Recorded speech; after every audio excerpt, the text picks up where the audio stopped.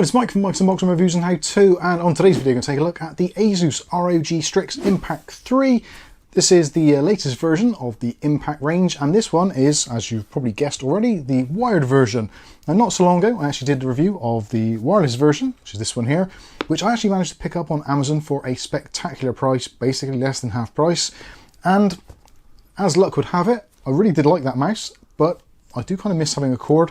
So when the Impact 3 came along, the wired version, for another spectacular price on amazon.co.uk, I paid around about £25 for this. I think it was maybe 27, something along those lines, but it was less than £30 anyway.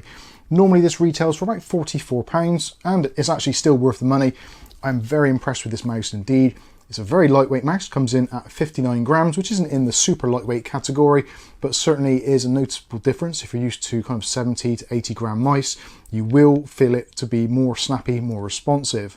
Not only that, this one actually also comes with the desktop version of the Pixart PMW3311 sensor, which is capable of up to 1200 DPI, looking at 300 inches per second tracking, and also up to 30G acceleration. So yeah, spec-wise, this is a classic mouse. The sensor is part of the flawless range from Pixar, so you basically get no lag, no stutter, all that kind of stuff.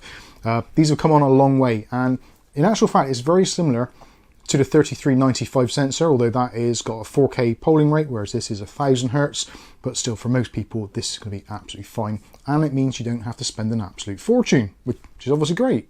So one of the key things of this particular mouse over a lot of mice on the market these days, although it is becoming more popular, is the fact that this has hot swappable switches. Now, when I say hot swappable, I don't mean like a keyboard, so you can literally do it while you're typing.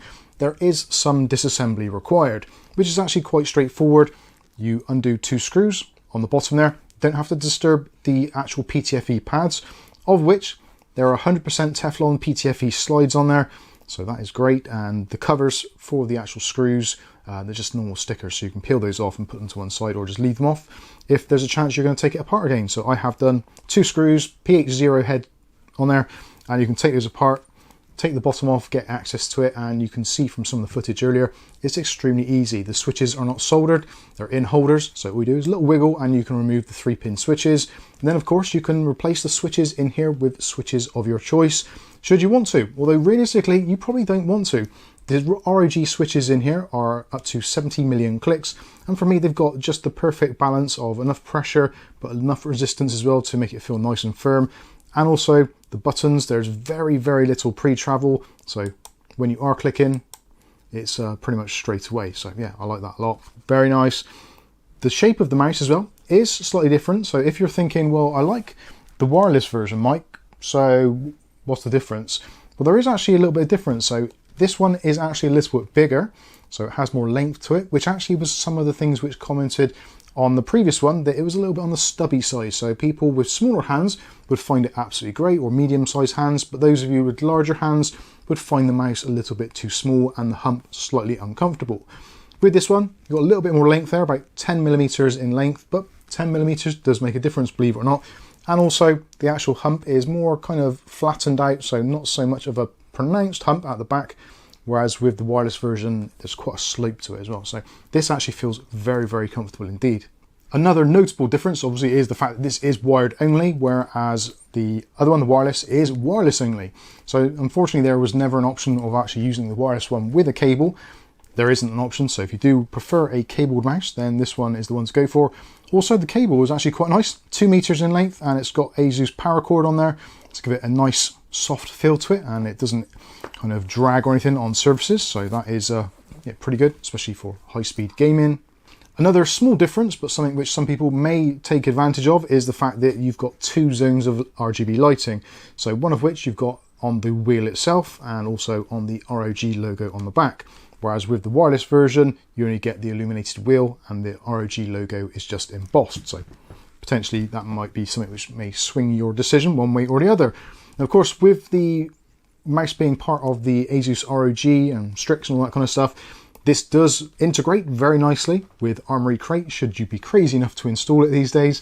but if you want to, you can do, and you can add on things like angle snapping, you can change your DPI settings, your RGB settings, you can synchronize it with the rest of your RGB equipment, should you wish to, but don't worry, you don't need to. You can just use the mouse as a standalone without installing the ASUS software. So if you're not in the ASUS ecosystem, then yeah, there's no problem at all. If you want to change the DPI, it's very easy to do.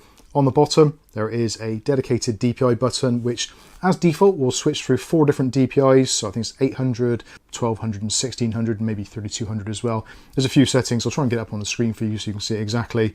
I use it in the blue mode, which I think is 1600 DPI, and for me that is more than fast enough and works great for gaming and also for productivity tasks. So yeah, that's all very good. When it comes to the buttons, really nicely done. The actual design of the mouse I like a lot. So you've got some various textures on here. So you've got laser cut actual edges or kind of indentations, or I'm not even sure how you describe it, but the buttons definitely have a slightly unusual texture, almost like PBT. I don't think it is PBT. Then on the top, you've got this kind of satin matte finish.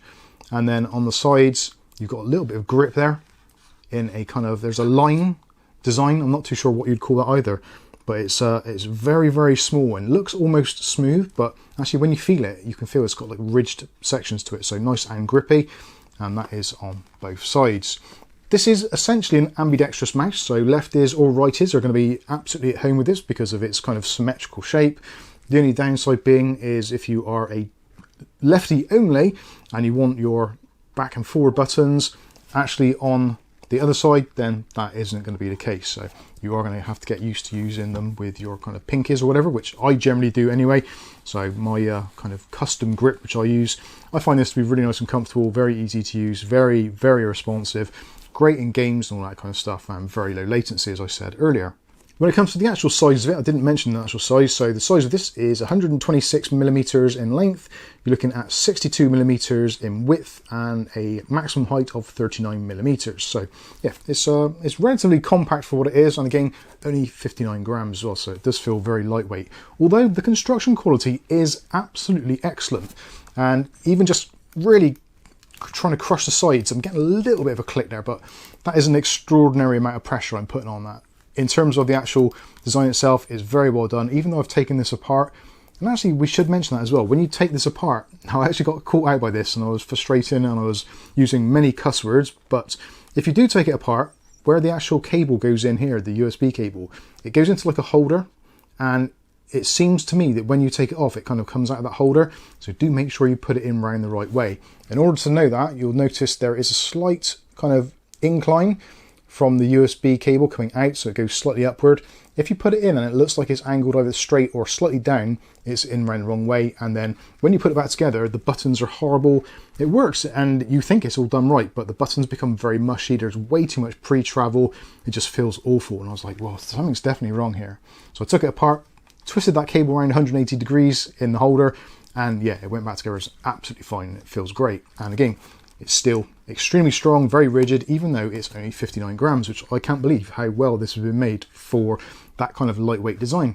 So that's enough about me gushing about this thing. Let's have a listen to the buttons so you can hear what they sound like. Now again, obviously the side ones are using Kale yellow plungers. Those aren't swappable, so you are stuck with those basically. But the switches for the left and right buttons you can change should you wish to. So anyway, this is what they sound like.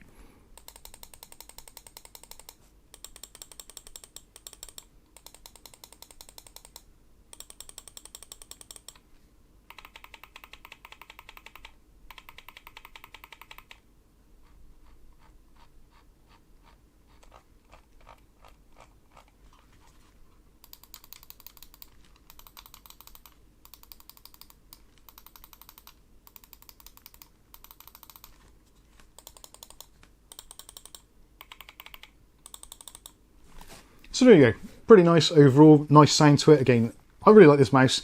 I've got an absolute ton of different mice here, which I can choose to use at any time from different reviews we've done and stuff we've been sent in by you lot out there. So yeah, lots of them that I can use. Because this is an ROG system that my daily driver is, I am slightly kind of edging towards ASUS mice anyway.